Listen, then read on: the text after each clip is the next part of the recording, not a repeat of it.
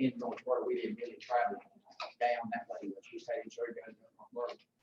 But they were just as trim, and I said, they know, the staff wore masks, but nobody else, I mean, everybody just, they were good. Really looked at you, done well.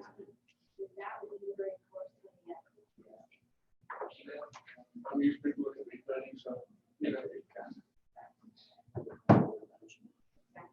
Well, I had enough when my son had spinal meningitis, but I don't.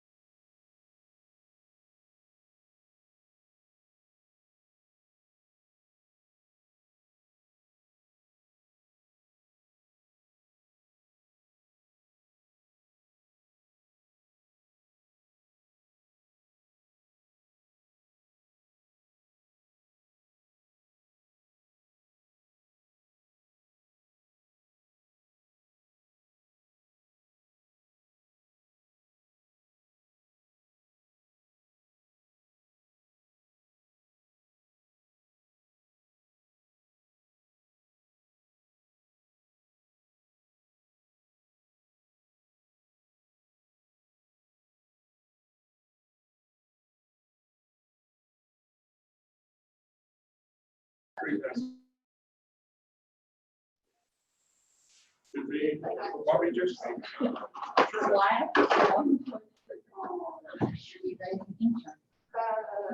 Yes.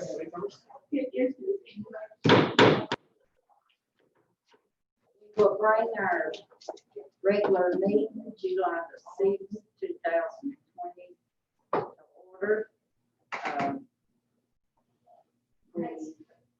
Mr. Woody Young Jr. will not be here today. And we'll have Philip Barry here to lead us in our invocation. All right, let's pray. Good and gracious God, we just thank you for the blessings of this day, Lord. We thank you for Avery County, Lord. We pray for protection, Lord, during this time of this virus. Be with this board, Lord. Be with me as manager and our staff, Lord, as we leave. In His precious name, amen. Let's all stand and say our pledge allegiance. Pledge allegiance.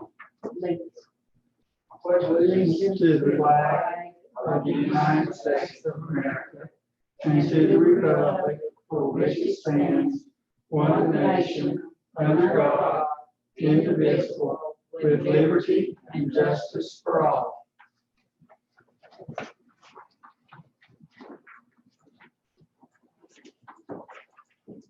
All right, 3.2. We call our formal session together, and we do have a bunch of awards, but we're just going to call out their names and we'll give the awards later.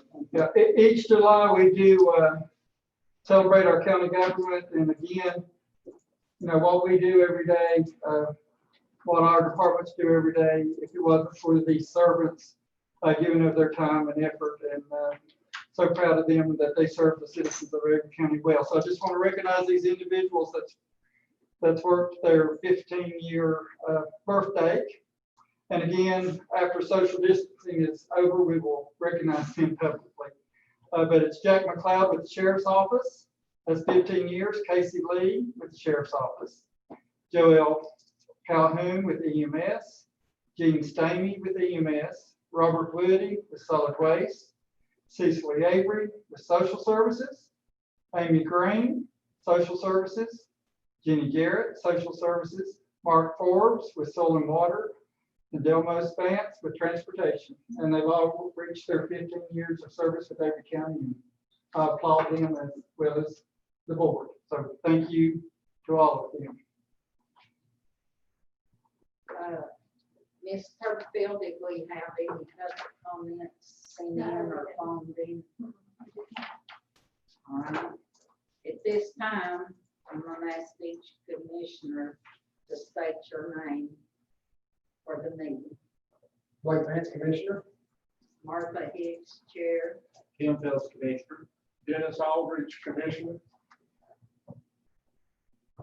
And we have Ashley, our intimate finance officer, and our manager, Mr. Philip, here with us, and our secretary, Miss Cindy Turkfield, and our lawyer, Miss Michelle Ford. All right, we'll move right along to 3.2C.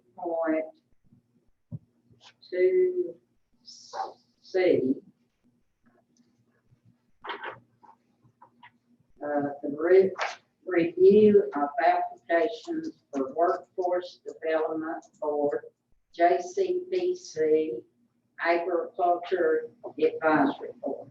I'll turn that over to Mr. Brown. Okay, yes, for your review, and we'll vote on those at our next meeting, the attached applications. Stephanie Greer has applied for the Workforce Development Board.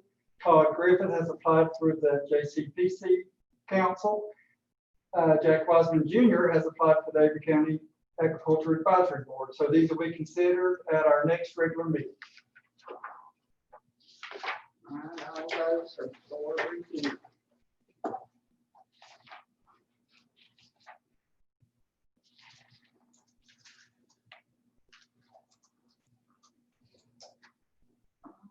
We'll go to 3.3A, our Avery County Ranger Annual Report, Joe Shue.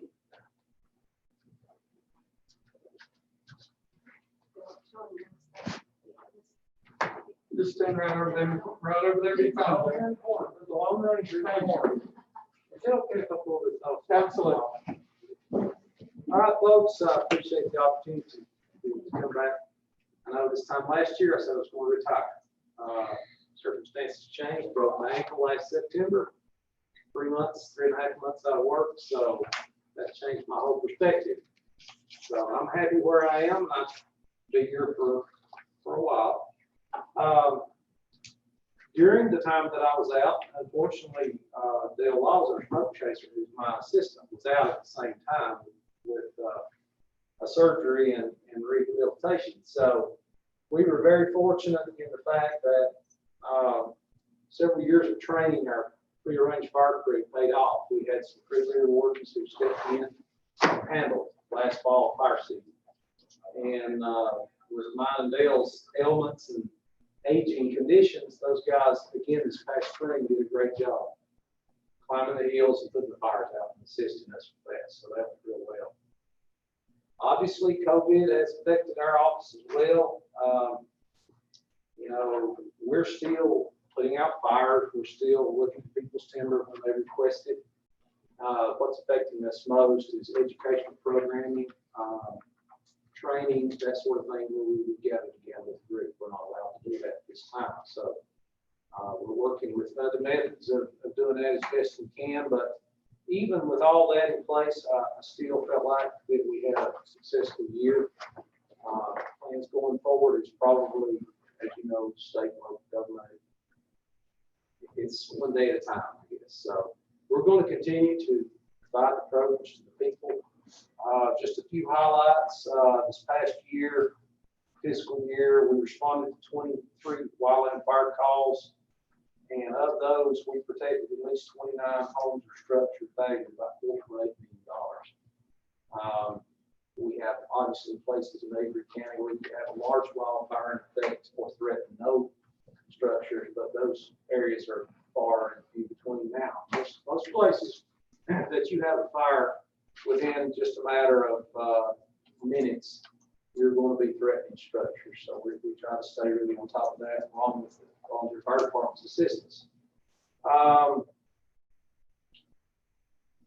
went out of the county 2 different times for dispatches. One back last August before the broken ankle to assist with Hurricane Dorian, and then after the broken ankle, mid-March, I went to assist with a poultry disease outbreak, assisting with incident management type stuff. I assist with that as well.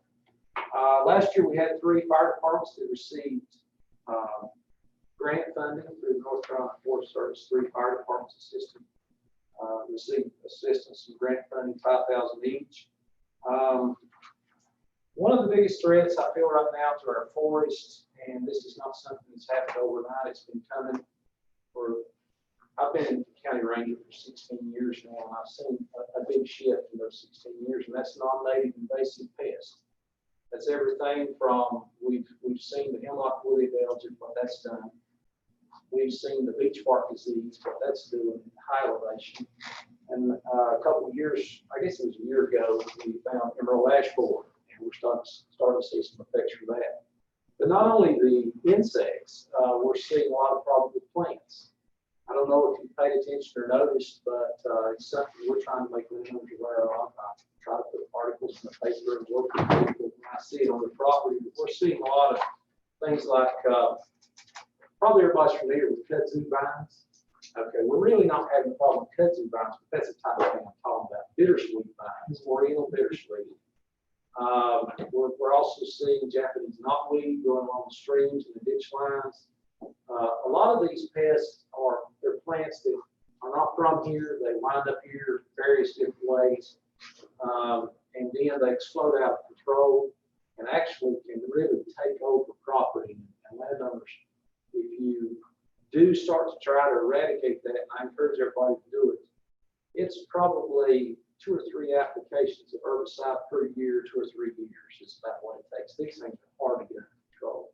There's other methods, maybe continuous mowing, disking, grazing with goats. There's other methods that you can get this stuff under control, but we're seeing it's a real problem with property.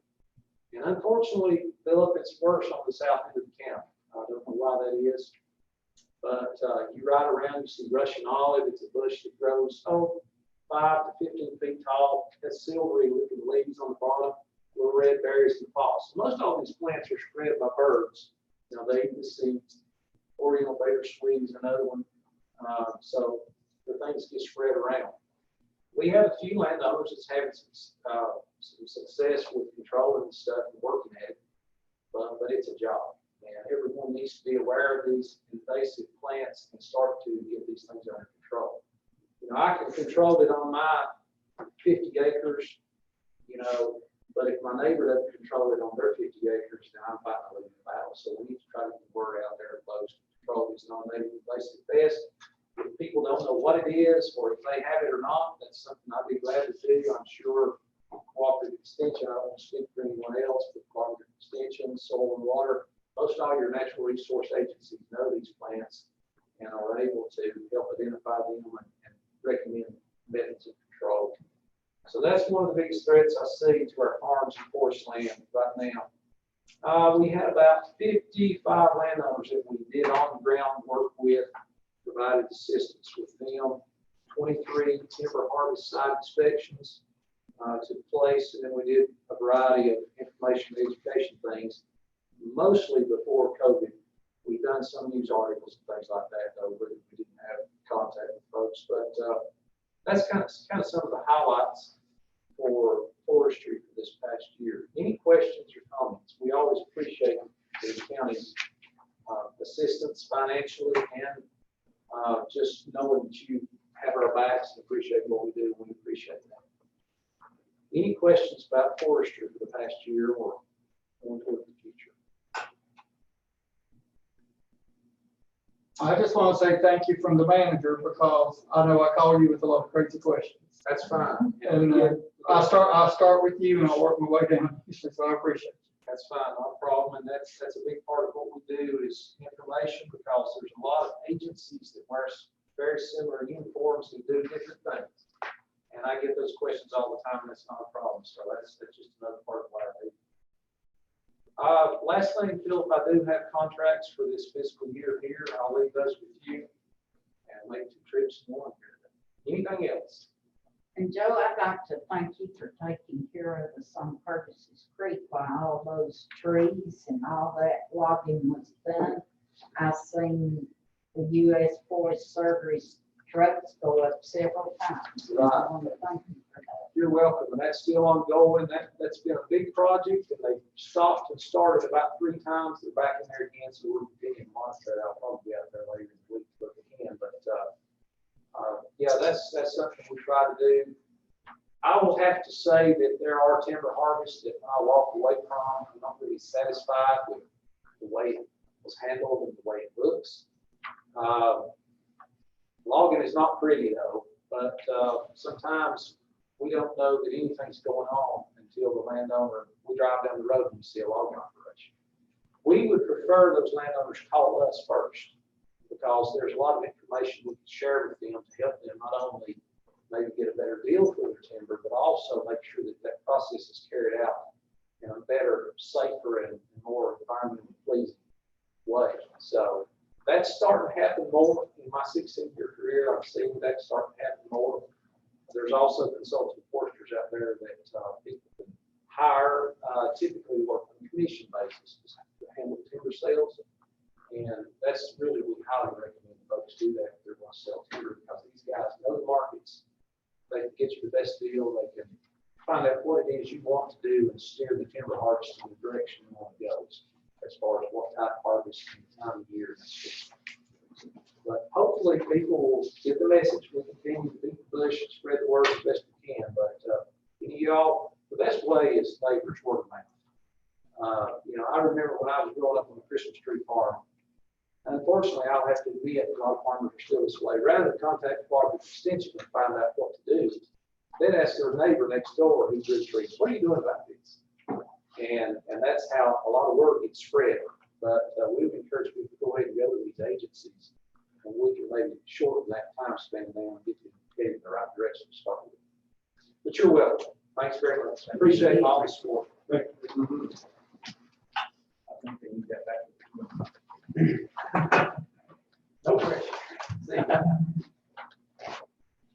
All right, we'll move right along to 3.3B, Avery County Humane Society, and that is Gwen Dyer. Hi, I'm Gwen Dyer. I'm the executive director at the Avery Humane Society. I know I've had a chance to meet a few of you, but there are still some of you I've never had the chance to say hello to. Thank you for having me here today. And I wanted to take just a few minutes just to tell you what's been going on there the last year or two, and some of the good things that we do, and why you and everybody else in the county can be very proud of everything we do there. A little bit about my background. I've been there almost a year and a half now. I was a CPA when I first graduated from college. I worked for Deloitte, and I was in software sales with large database software companies. I moved here 14 years ago. So I've lived in the high countries for 14 years, and I would like the Humane Society to be the last place that I work. It's been a great thing, and hopefully we'll have a lot of consistency over there. We have a great board of directors now. Jesse Pope from Grandfather Mountain is the chairman of our board. So he brings incredible knowledge, of the community and of animals. So that's been wonderful. We are going in just a great direction. To give you an idea, I'll give you some idea of some numbers and just a little bit of what we have been doing. In the last 2 years, we've had over 1,300 animals come through the shelter. That can happen in a couple of different ways. It can be owner surrenders that people bring to us to rehome, or it can be stray animals that have been brought in by people in the county that bring stray animals to us to be rehomed. We've had over 1,000 adoptions in the last 2 years, and when you think of the size county, that's a large number. A number that we're very, very proud of is that our euthanasia rate qualifies us to be statistically a no-kill shelter. We have one of the best rates in the state. Which is a hard thing, because we have animals sometimes that stay with us we've had some just in the time I've been there that have been with us 9 months, a year. We've had a couple cats adopted recently that have been with us for over a year. While that is a wonderful thing to be a no-kill shelter and have that kind of statistic, there is a flip side to that. And some of you might have dealt with this situation out in the community. We only have so much space at the shelter. We only have so many kennels. We can only keep approximately 55 cats and about 40 dogs. That can change sometimes with litters and animals that we can keep together. But just like anything else, there's times where people might bring an animal to us. They're doing the right things as members of the community. They find an animal that's a stray, they bring it to us, they want us to take it, and we might be full. When you don't euthanize to make room, which we don't, the flip side is sometimes you don't have room because we won't take another animal and euthanize someone that's been with us for 9 months or a year even. So I know that that is something that people in the county deal with, and it's happened, and it might have happened to some of you in this room, and it's a hard thing. We're working on some ways that we can at least maybe send people away with kits and more supplies. They have to, we keep a waiting list. Our waiting lists tend to move very fast. But that is, and I think we need to do a better job of describing to the community that situation, because we do a great thing by being no-kill meeting, but there is that flip side that sometimes we're full. I know I've worked with Philip where maybe social services needs us to take, cats or dogs, and we, in the past, maybe there's times we haven't been able to because we're full. I know since I started, we haven't had the full situation, but it does happen. So we keep working on ideas. We need to increase our foster care program, and we're doing everything we can to work on things so that doesn't happen so much. So we're aware of it and keep trying. But to give you some more, we have a 94% adoption rate, which is, like I said, one of the best in the state. In 2019, we took in 336 stray animals that had we not been there to take them in, they would be wandering around the streets of Avery County. As you all know, we don't have animal control, so we're the only hope for a stray animal in the county. To give you some idea as to what we do there, one cat that has a litter of kittens, and then that litter has litters, and that keeps going. In 4 years, that one cat can turn into 20,736 cats that would be running around the streets. So we not only take them in, we stay in litter, which I'll talk a little bit about.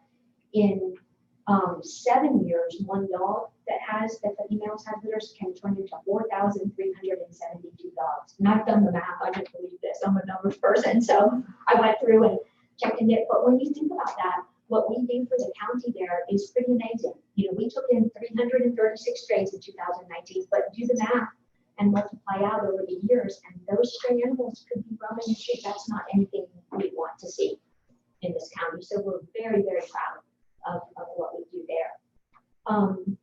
We spay neuter all of the animals that are brought to us, whether it's strays or our surrender. No animal leaves our shelter without being spayed and neutered. Not only do we do that for the animals that are at the shelter, but we also do reduced cost spay neuter for members of the community. We charge about half of the cost of what a local vet would charge. And we do that to help the people of the community, not to hurt the veterinarians. They're wonderful. The vets in this community work with us. Right now, they've had to help us a lot with spay neuter because the major facilities are still closed. They do as many as they can for us. The problem is they're so busy, they can only do so many. So we do send our spay neuters to Asheville with the ASPCA, but it's only because we have to because of the number that we have. But the good side of that is we're able to help the members of the community that might not be able to afford in any other way to get their cat or dog spayed or neutered. We also, if someone is unemployed or on food stamps or on welfare, they just come in and tell us that, and we do the spay neuter at no cost. We have a grant from someone who has done that for years. So there's no one that can come to us and be turned away for spay neuter. That now we're having trouble just with the sheer numbers and the facilities are closed. But once we're back to normal again with the virus, so that's a wonderful thing that we do for the community there. During the pandemic, we've worked with the ASPCA. You might have seen us over in the lot over at Ingalls, but we've given free dog food to over 275 people. And that's been, the other thing is throughout the year, whether there's a pandemic or not, at any time, anybody can come to the shelter and say they need food for their animals. We don't ask any questions. We don't ask them to show anything, and we will give them food.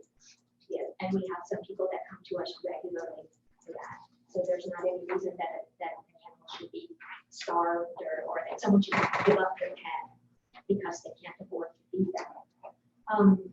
Just to give you an idea of how we have survived the virus, we're very proud that we kept everybody working. We did get a payroll protection plan loan. We also had some people that were that wanted to make sure that we had our staff. We had animals in our care, and we were able to pay for our staff. We didn't have to lay off anybody. We have 2 full-time employees and 17 part-time. So we're not a small employer either in Avery County, which we're proud of. And we're actually, when things pick up, we'll be hiring some more staff too. Lastly, we're very proud of that. We have people that come from all over the country with the internet the way it is. People go to our website from everywhere. In the last month, even we've had someone from Kentucky come to adopt a dog. People rush our Raleigh pretty constantly. A lot of those people, it amazed me when I first started that so many of them would come in and say, wow, we've never been to Avery County, we've never been to Banner, we've never been to Newland. And they come and they adopt an animal from us and they might eat while they're here or see, and a lot of them say, well, we can't wait to come back and visit. So we do bring people to Avery County who have never been here. And we're just very proud of what we've been doing. And thank you for, I just want to, hopefully maybe on a semi-regular basis, I can come and just tell you what we have going on and give you an idea of the numbers and let you know what we're doing. I'd be happy to answer any questions.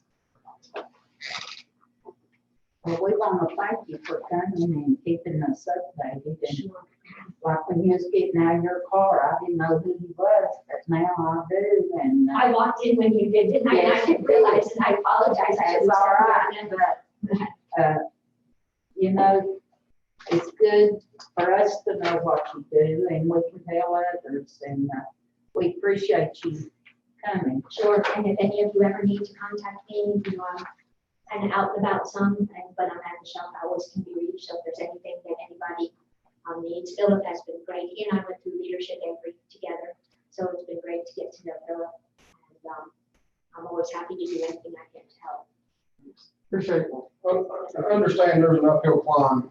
You've got an uphill climb as far as there's been a lot of deceptive practices with the, and I've seen it firsthand. I think everybody here has seen it firsthand with the Humane Society. And there is that stigma in the community, and it's rightly, it's been earned in the past. I'm not going to say that's the case now, but I've firsthand seen a lot of negative.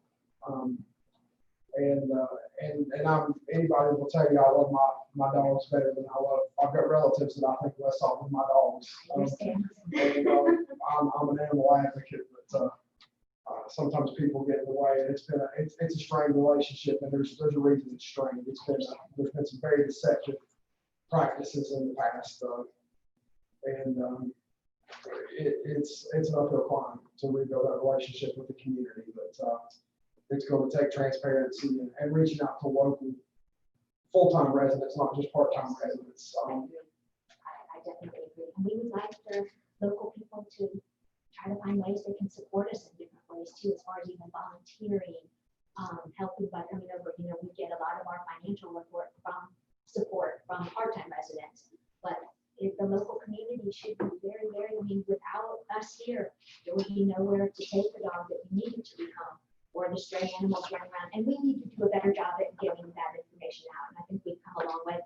All of the press that we've done in the year and a half that I've been there, they've been really good about saying, you know, what goes on in that. So and I understand the past, and that's why I just wanted to come in today and let you know what we do and know that I'm available to y'all for anything that you ever have questions on or that I can do to help.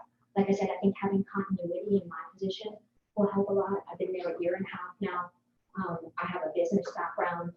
I'm not working there for a little while, planning on leaving and going to somewhere bigger. I'd like to, end my working days there. So hopefully maybe my legacy can be to repair things and make things better and all that. And I would sure be open to that. So anything I can do to further that along, I'd be happy to anything I can do, anytime I can take. Come by. I'd love to show you. If any of you haven't been there recently and want to just come by, just call. I'd love to meet you over there and show you, or just take you around, or if we can ever do anything as a group that y'all would like to come, I'd be more than happy to do that and just be able to show you kind of firsthand. So, anything along that line, we'd be happy to do. I would love to do that. That would be great. And anything that I can ever talk to you about, that you can maybe give me some ideas as to what to do, I would be very interested in that too. I think just being seen amongst the local people, letting them know that there's a regime change. Yes. Maybe they're not going to see the same thing they've seen in the past. would be a good thing. That's, Because there's been some bad things Yeah. go down as far as that goes, so. if there's any local things that you know, going on that maybe don't know about, just feel if you would reach out to me, and say this might be a good thing for you to come, I'd be happy to do that too. That'd be really good. Thank you for having me here today. Thank you, ma'am. Yes.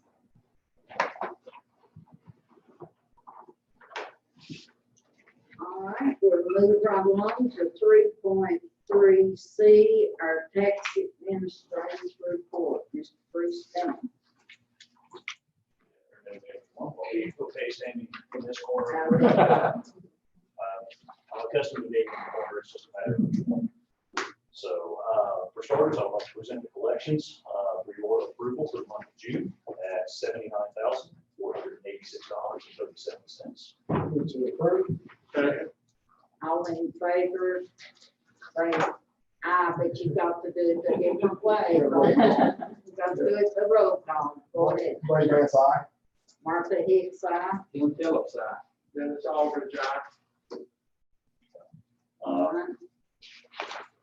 For the month of June, we actually had no releases to approve, so even in his absence, I assume Mr. Young will be smiling. As you can see, for our revaluation sales for the month of June, again, another very busy month as far as sales in the county. Prices tending to trend in a positive direction. We had 69 sales in total, qualified sales in total for the month of June. We were at 78% assessed ratio. Compared to last June, we had 48 sales, and we were actually at 102% of assessed value. So again, prices tend to be escalating in this market. So it's a situation where as long as that continues, we'll be in good shape. And it's going to make revaluation a little bit more difficult coming up in a couple of years. We might ruffle a few feathers with some values, but it happens. So best we can do. That amazes me that you're up that much Yes. in the number during a pandemic. Yes. If you recall, last month's numbers Were down. were slightly down, but we have more than made up for it as far as June is concerned. May was down, June through the roof. So interesting to say the least. I'm not sure what that says. It says something, but that's for the sociologists to determine below the tax assessment. So, but at this time, I would like to take a moment to give you a fiscal year report for 1920. So just go bear with me for a moment as I read through some of this information. You can see that our original tax for the original levy for the county tax equaled $18,260,238.44. Add to that a fire tax of $2,662,952.26. Brings the total original levy of $20,923,190.70. So we add to that our discoveries that were made for county tax at $251,446.96, and an addition of the fire tax for discoveries of $36,769.03. Brings a total for our discoveries to $288,215.99. You subtract from that the releases that we had, which the grand total being $24,280.56. And I do have a note on that number. We had a mistake that was made by the state office in assessing the utilities located within the county. And that mistake was actually $19,527.46. So technically our county releases as far as county control was only $4,753.10. So we're doing a much better job of streamlining the process to make sure we have fewer errors going out the door. So while that release number may seem high, in reality, the bulk of that was out of our control, where the state bills utilities, the public utility companies in the county does not do that. So our total 2019 levy was $21,187,126.13. So if you turn over to the next page, you will see that with that levy, we have collected as of June 30th at 4:30 p.m.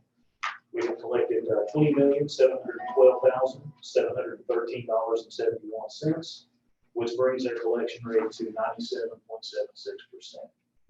So by comparison with the 2018 numbers, our collection rate was 97.84% for the same time period. So we're running really very even to where we have for the last few years and the number of years. That speaks more to the quality of citizen and the landowner in Avery County than it does anything my office is doing. So I'll give credit where credit is due. We just have good people that are paying their taxes, and even during the pandemic, we're doing well. We take in their 10-year numbers. Their total levy for 2009 to 2019 equals $197,805,281.59. Out of that, we have collected $196,607,123.30 for a 10-year collection total of 99.39%. To me, that's outstanding, showing that we are doing a great job of keeping our taxes up to date. And lastly, just to give an overview of what we do have as far as agreements, attorney pursuits at the moment, so on and so forth. The last page of the presentation shows that for our payment agreements that we have, that we've entered into with taxpayers for 2019, we only have $2,566.47 outstanding. And we have a 10-year total of $7,697.65. As far as our bankruptcies that are out right now, this number has taken a wonderful turn. We just had a large bankruptcy get settled out in the last couple of months that equal almost $256,000 of outstanding taxes. Every bit of that has now come in, so that's free and clear. So for right now, we only have $3,626.92 for 2019 bankruptcies, and a 10-year total of $9,795.35. Again, to me, that's outstanding numbers as far as anything that we're concerned with that order. And as far as information that we have turned over to Ms. Ford, our county attorney for 2019, we have $15,110.88. And for a 10-year total, we're still looking at $212,069.69. So to me, all of this points to being in great shape as far as the tax office is concerned. So hopefully that's in the so any questions that I can answer, concerns, comments that I can address? I noticed the year 18 and 19, you don't show either on the motor vehicles. Is that due to it being collected through your office? Tag and tax was implemented in 2013. So as their system goes forward, that should all be addressed through the DMV at such time as you go to renew your tag. So the county has not been responsible for primary vehicle billing since 2013. Right. Does the amount in this 10-year block? Right. Does that amount that's collected show in that total figure?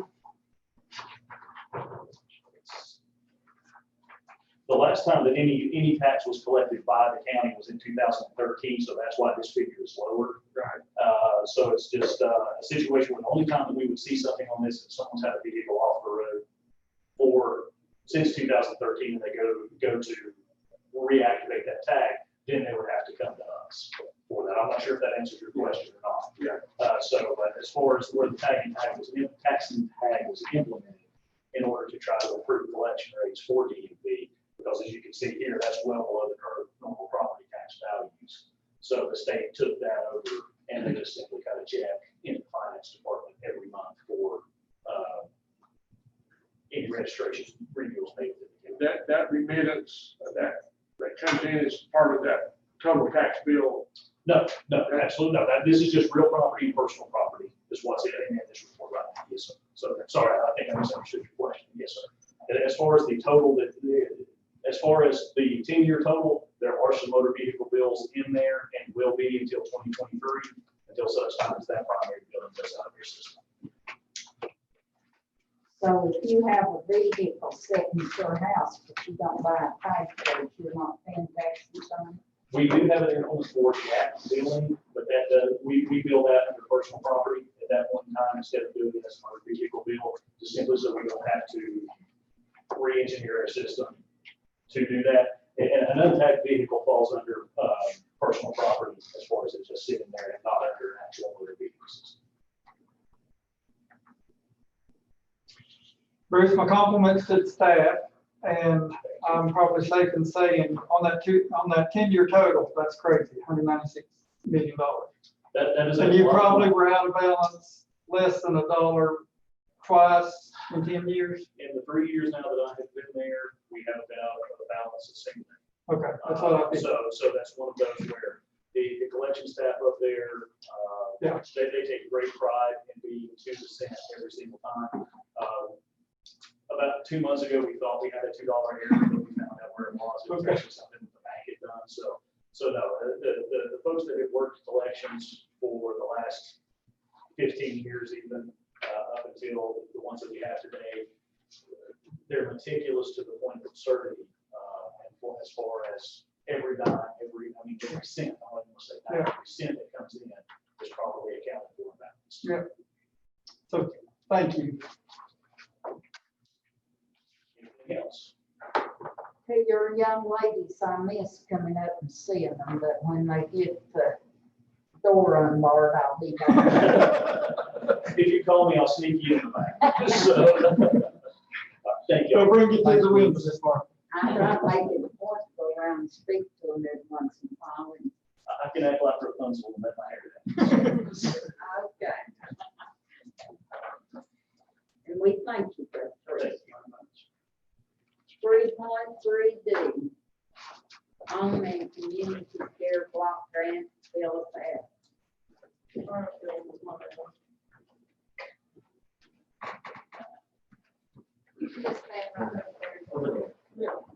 In the corner, here in the corner, in the corner. We'll put you in the corner. I'm wondering what they were saying about the corner. How are y'all today? Fine, thank you.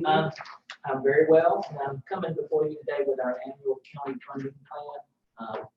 This is for the home and community care block grant. It is about $4,600 less than last year, though that was what we ended up with last year, the 189. We generally get something around September, October, that's been anywhere from 3,000 to 5,000. Not that that's a guarantee, but that's the council part of it. Our beginning balance was actually closer to what our beginning when this year is. The good news is we do have about $60,000. I'll be coming with another spending plan for y'all that is CARES and Families First money that as soon as I get it approved by the AAA, the Area Agency on Aging, I'll be coming back to you with that county funding plan, which I know one of them is for meals only. The larger one, the one about 43,000 is for meals only. The other one we haven't been given clear direction on yet, so we're still feeling out the process like everyone else is in this time. But this is our county funding plan. Our rates are slightly higher. As y'all know, y'all go to the grocery store like everybody else. The food prices are higher. That was my biggest struggle this year. I didn't know how to budget our food budget because I don't know if the prices are going to sustain. I'm sure they'll go down some, but they probably won't go down to where they were before.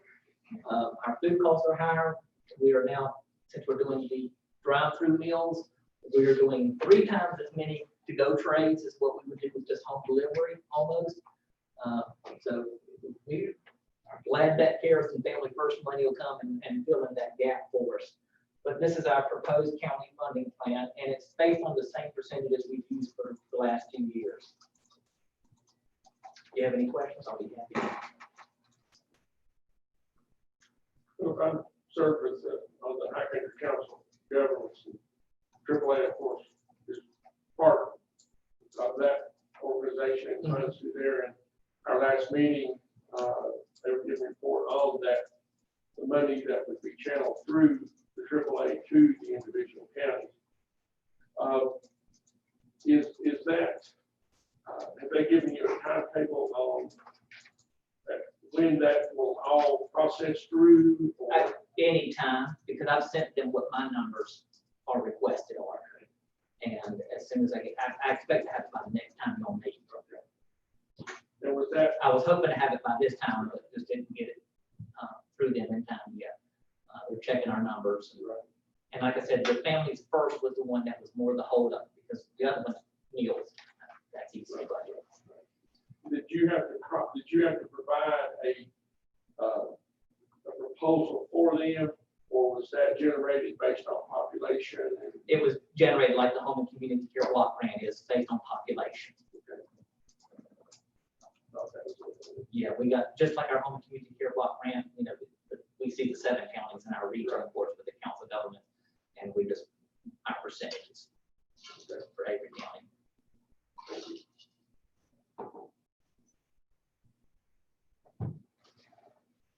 Do we have any idea, Philip, when we might be able to open the center back up?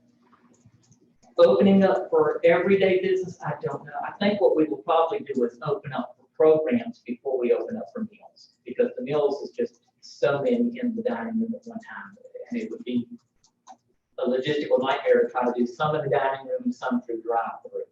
So we would keep the drive-through until we could open up the dining room regularly. That's what I would think at this point. We have opened up for some minimal things. We opened the caregiver haven back because we really thought it was important to, and that's only 2 clients.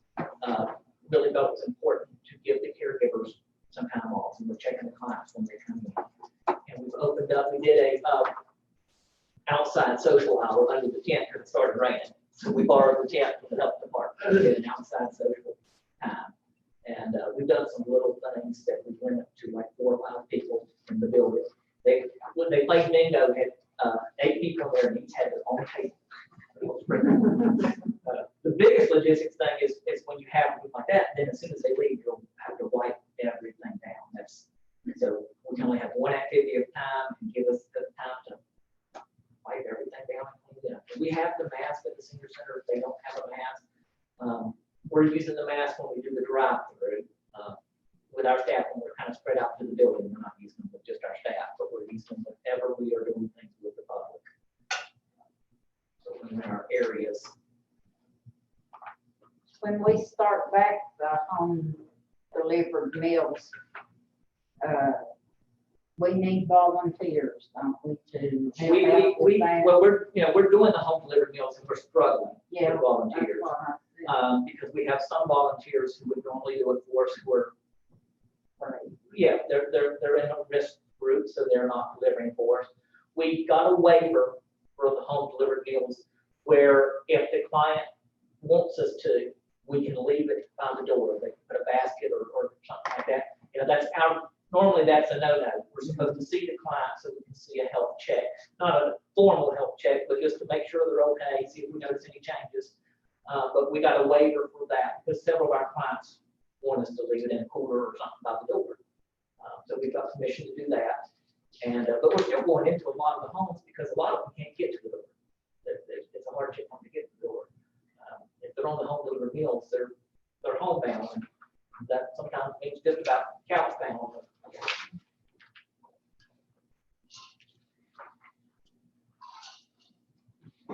We are in need for home delivered meal volunteers. The sheriff's department's helped us out. Transportation has helped us out. Some of our volunteers have that are willing have done multiple days rather than on 1 or 2 days a week, which you don't want to keep up that because then you burn out your volunteers. But I'm delivering 2 or 3 days a week at least. So we're making it, but it's difficult with the home delivery. We do about how many home deliveries? We have 81 clients right now. That's what I thought. 86 counting the 5 transportation it's taking that used to be ones they would bring to the center. But they're taking that route, so we don't have to worry about that route. They're doing that every day. I've been really proud of how they handled this COVID virus thing and everybody working together. And We're very proud of the fact we didn't miss a single day of service on the meals. We had our plan ready, and it took us 1 day to switch from them coming into the center to doing the congregate. And like I said, we did call Philip out and asked for some help with delivery, and he got us to the sheriff's department until we could kind of get some volunteers back. Because first we lost a lot. We've gotten several of them back, but at first we were tripled at first. Bill, how many meals did y'all do first? Do you remember? We've done about 100 to 105 every day through drive. Every day. Through the drive-through. not counting the delivery. not counting deliveries. So that's about making 190 109. meals a day. And that's, we have, our inside our building is 90 max. And that number is also just about our max for being able to prepare for the, some foods are easier than others, but when we have to use the ovens a lot, really about 100 people is all we can do with our kitchen. And we're doing 2 shifts. We're doing a shift for the home delivered, and then right after that, we do the shift for the congregate. So we kind of got our kitchen maxed out. Sometimes those meals change, don't they? You use one for the one that they're picking up. Is it a different meal or almost It's the same? It's all the same, Okay. except when we do the smorgasbord days, which is like cleaning out our freezer from the partial cases that were left from other days. But those are just once in a while when we build up enough to be able to do that. We'll do a day like everyone gets fish, but not everybody may get the same kind of fish. But we have to, we want to be responsible, get rid of those partial cases. And We have a good group that works together over there. Yes. We should really be proud of it. I'm very blessed with the staff that I have. They have not missed a beat. So we need a motion and an approval on this. Move to approve. Second. Wait, Lance votes aye. Martha Hicks votes aye. And Bill votes aye. Dennis Aldridge, aye. All right. That all you got? Thank you, That's Philip. it for today. Thank you all very much. Good vote.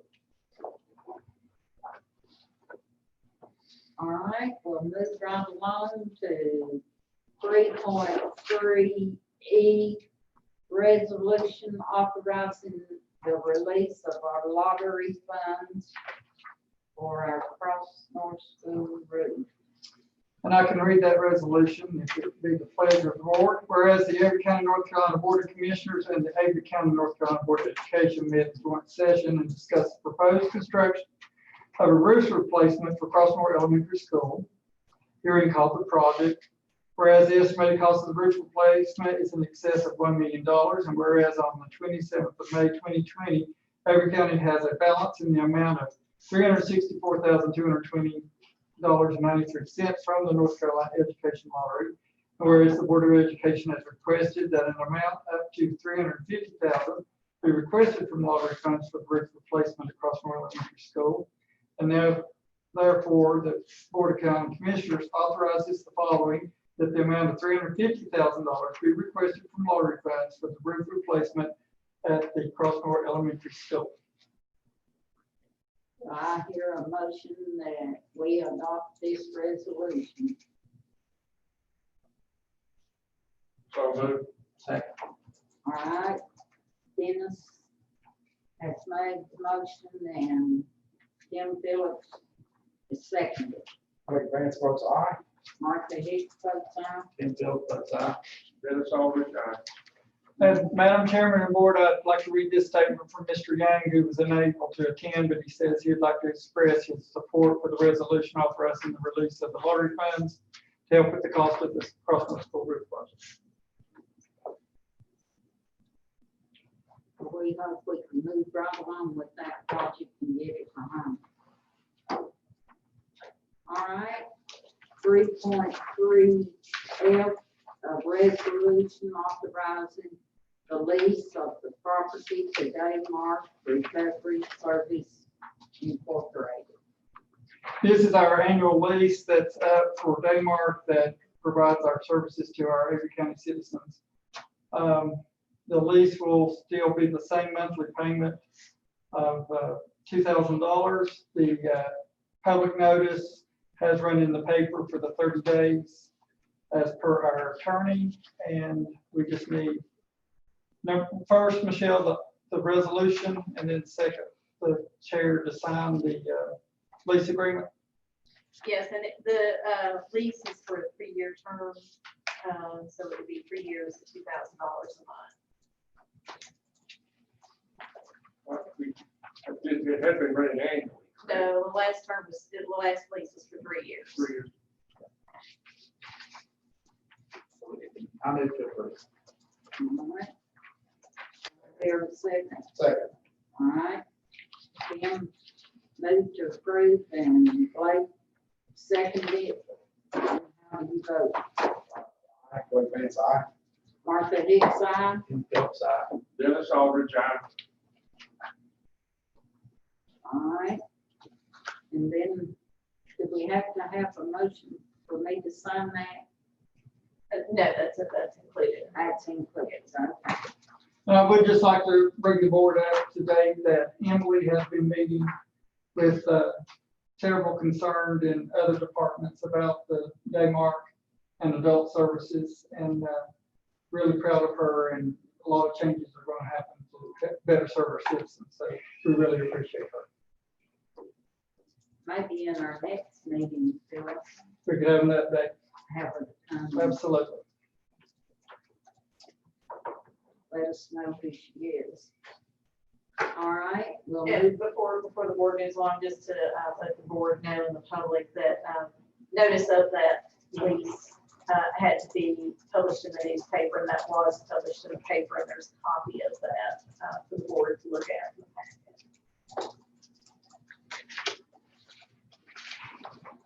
All right. 3.4, our county commissioners reports and requests. Our county managers report. Okay, I'll start with our COVID-19 update. Avery County, we do have 25 cases. We do have 6 recovered. Want to thank the health department for all their hard work, emergency management, EMS, communications, the sheriff, senior center, all staff, just for stepping up. Parks and Rec has helped deliver meals, and I just want to thank everyone. There are some more COVID-related funding coming from the federal government. We had a webinar on that last Wednesday. I will bring everybody up to date on that. And like earlier when Philip was talking about the extra expense for the trays and stuff that they've had to buy to deliver meals, through the CARES Act, we will be able to get some of that refunded back to his budget to help offset some of those costs. And Paul, with emergency management, we have a meeting with FEMA tomorrow about that funding at 11 o'clock. So We received any we'll be updated good. guidelines on that COVID that we got before. The money with EMS, we do not have any updates as of yet on that one. But the CARES Act, the first round of funding, everything that we've spent other than salary up through June 30th is due July 20th. So I've let the towns, the hospital, the school system, everyone's getting me their receipts. We will get all that paperwork turned into them. I plan to do it at least by Thursday before the 20th. So that's my plan. Any questions? In that money that you received, I've noticed in the report, right much overtime in the EMS. Can any of that Yes. be paid back? Any full-time related COVID activities is refundable through the CARES Act. So yes. And then all this equipment, any of the PPE that we're having to buy, that will be also in the CARES Act funding. I looked at Of course, it changes every time we watch a webinar. There's a new rule. So I think we also, if I'm not mistaken, note that the money that Mr. Adams was talking about coming through AAA is a different pile of money. Yes. It's not our CARES Act money that he was talking about. It's a different, right. So with the CARES Act, there's also the extra money we received in the EMS, the extra money that senior center will receive, and is the extra funding for the transportation department. And then the sheriff's department, I'll go ahead and tell you that Troy Cook has been working on some grants, and he's also got a grant coming through for the sheriff's office for protective equipment for the sheriff's office through a grant. So. well, we have had some overtime in our Sheriff's, jail. yes. Yes. I don't know how many have you kept up with it, but ever since I've been commissioner, I've stayed on the overtime. And I looked at it for the month of June, and it is up right much. You know. So Just in the jail or the sheriff's department? in the sheriff's department and jail and. I'd say it's probably up everywhere right now because a lot of people are having this work and stuff like that. I mean, it's just, But let's make sure and get what we can Absolutely. Yes. back off them. And any of the COVID related, like the 14-day quarantines, that is all reimbursable through the grant. Or through the federal CARES Act. kind of unusual times. Yeah, and our time sheets, we've been tracking that since March. If they, excuse me, sorry. If a person is tested and you put them under quarantine, if they get a negative test back, do they stay in quarantine for 14 days? Or can they come out of quarantine if that test comes back negative before that 14 days is up? That's the health department, but I believe it's the 14 days. The health department's been requesting. 14 days, yes. So they send the CDC guidelines for the 14 days. That's what. You can start your symptoms on the 13th day Yeah. from exposure. And be tested on the first day. Exactly. This is a very, to put it in Diane Creek's words, very mean virus. It's not playing by any rules.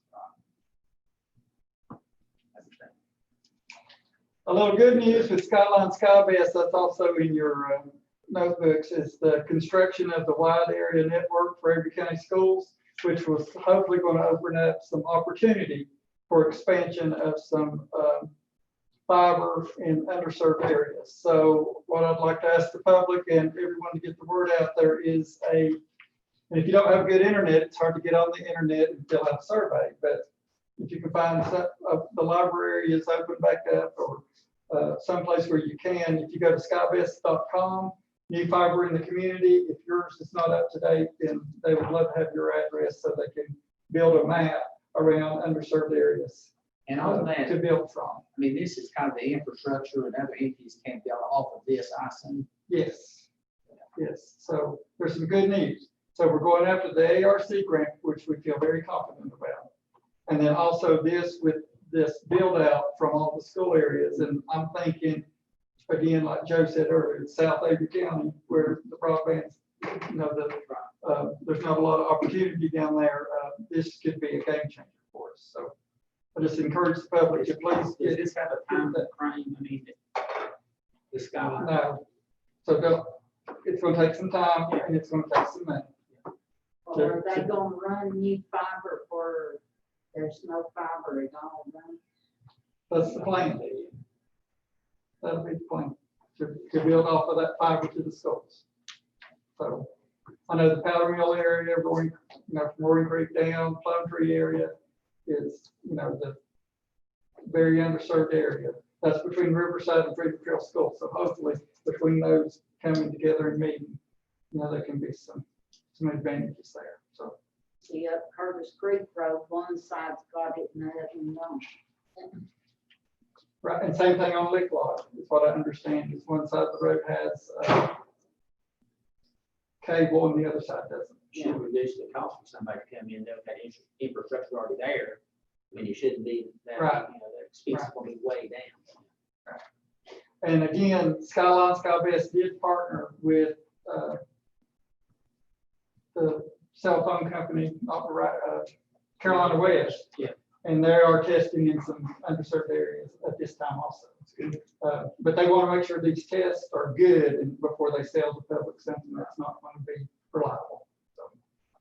So, I know it's been a long time coming. It's frustrating when you don't have any service at all or not reliable service, but it does take time and money. So We have a lot of children. on Every the step other forward. side That don't have internet and they can't Right. do anything. Yeah, So we have a lot of employees who have to take their children to the school, to a hot spot to download. Well, it'd be crucial if they do remote learning, if they don't have to do remote learning coming up as schools here. Yeah, I know. I'm going to push with the CARES Act to ask for some funding for broadband expansion. And see if I get approved, see if we get approved. We hope we don't go through that. Yes, I hope we don't. But if the county's good enough to give them money in the school budget to have laptops and things it's hard on children who don't have, Yes, where their parents were, yes. you know, it's just really hard on them. Number 3 is our community building update. So I think earlier I sent everyone a picture that I was tickled to death to see that there are still beams going up today with a crane at the community building. So I will keep you updated on that progress. And it was good to see that because unfortunately that got back ordered again, due again to COVID shutting down some of the steel manufacturers. So it was good to see that that had arrived in Avery County today. So that's going well. And on the website, if the public wants to keep up, there is a pictures that we will update once a week on the progress on that community building. So hope for COVID to be gone and we'll be having gatherings there as soon as we open. That'd be great. And we can say, I went up and looked at the high school, and it's beginning to look like a school now because they've come up with the second floor and laid the, We cleaned some parking area. yeah, clean crossings and stuff, so it really begins to look like a school now, and maybe the weather and stuff will stay good and they can continue, but it really looks encouraging now. And one more thing, there is a letter in your agenda consent that I would like for each of you to sign before you leave today, supporting WAMI and their program for after school.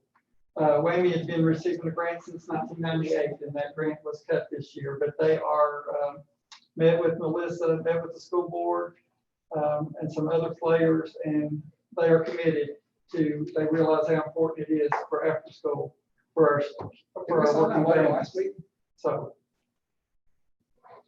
do what? I thought we signed that letter last meeting. No, the letter we signed last meeting.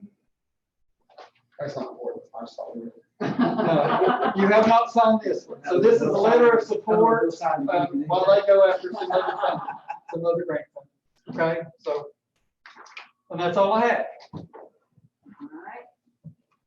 We'll move right along. We thank Philip for his report. And we'll go to 3.4B, our finance officer report, Ashley Emerson. Okay, so we have got just 2 budget amendments today. The first one is the Transportation Department has received an Amy Wellness Foundation grant to be used for coordinating managed care and transportation between Avery, Mitchell, and Yancey County.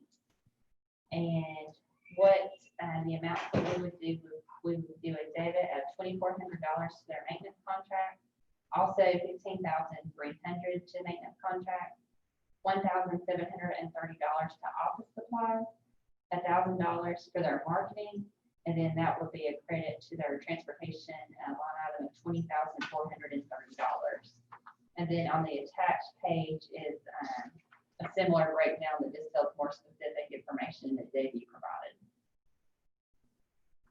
All right, I hear a motion that we adopt this $20,430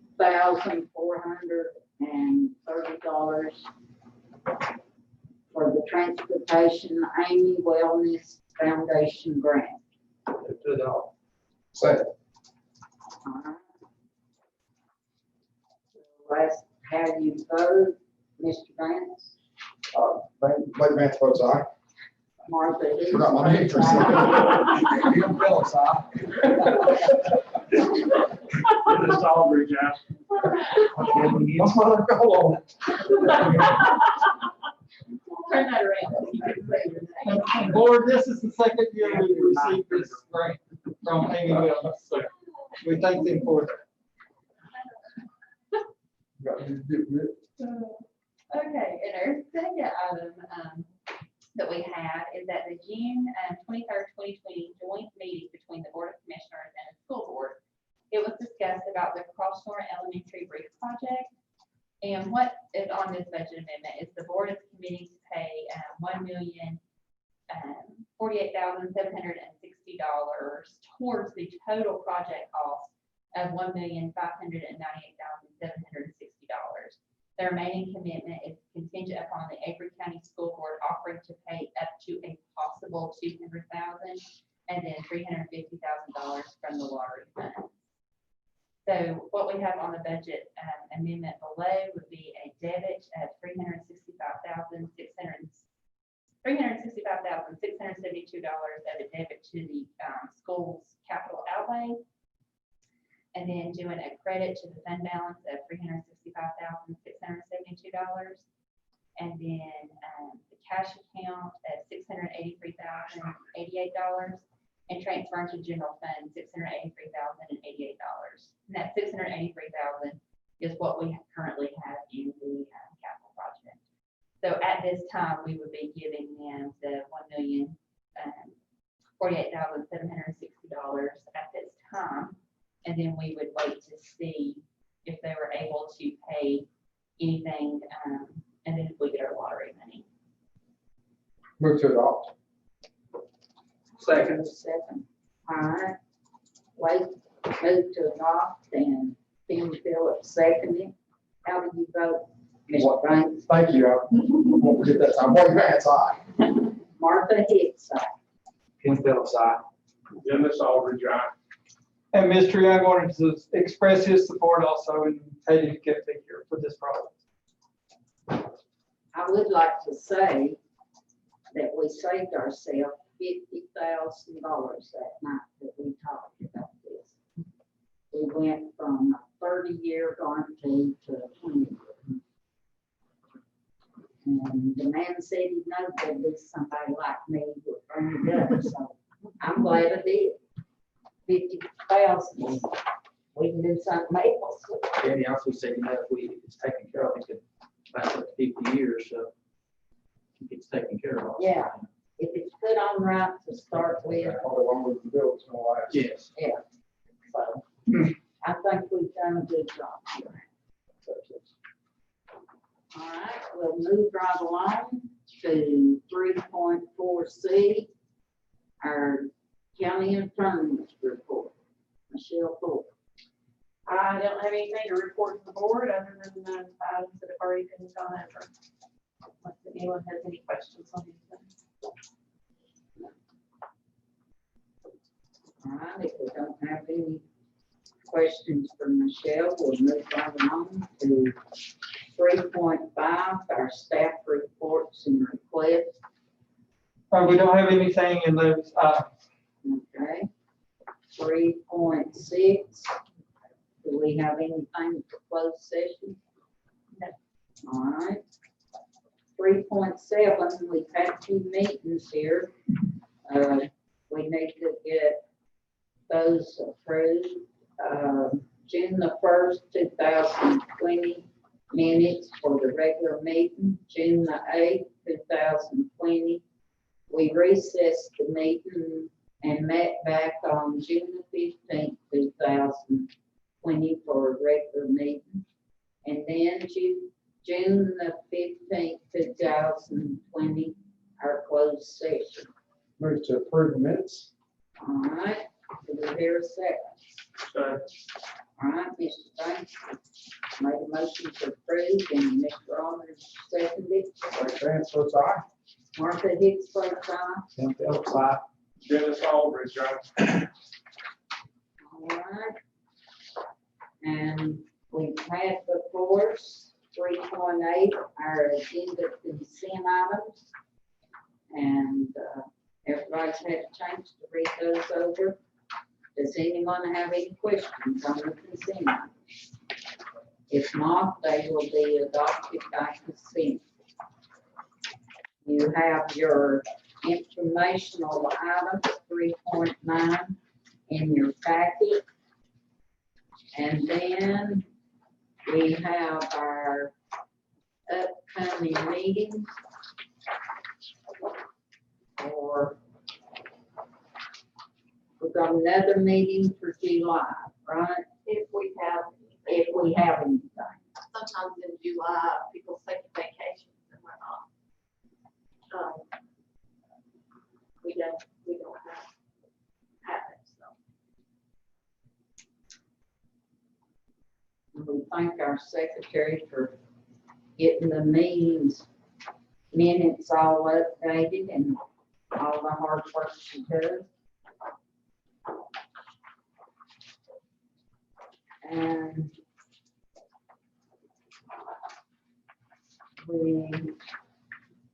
does any commissioner have anything else to say in this meeting? If not, then I hear a motion that we adjourn. So moved. Okay. Gotta go around the table. Martha Hicks, both sides. Blake Grant's votes aye.